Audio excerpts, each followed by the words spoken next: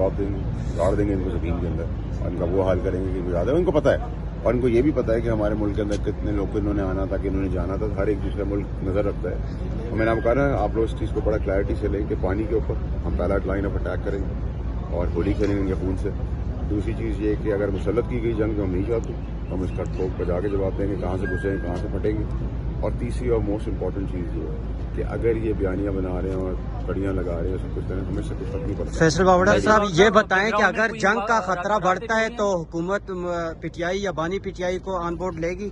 देखिए, मैंने तो उनको मशवरा दिया कि पॉलिटिकल सेंसिबिलिटी रिस्पॉन्सिबिलिटी है कि ना मैं कह रहा हूँ किसी को माफ़ कर दें, ना मैं किसी को कह रहा हूँ कि प्राइम मिनिस्टरशिप दे दें। मैं कह रहा हूँ सारी पॉलिटिकल पार्टीज को ऑन बोर्ड होना चाहिए। APC या सिक्योरिटी काउंसिल की मीटिंग में सबको बुलाएं, चाहे फ़ोन पर रजामंदी ले लें या उनसे पूछ लें कि उनका कोई आदमी है PTI की तरफ से जो नामजद हो गया है, और वीडियो लिंक है। बहुत सारे तरीक़ेकार हैं जो केसेस हैं, वो आईन और कानून के तहत चल रहे हैं। मेरा मसला, मैंने गलत काम किया, मैंने चोरी की, मैंने डाका डाला, मैंने कत्ल किया, मैंने आग लगाई है, आईन और कानून का मुझे फांसी चढ़ा दे।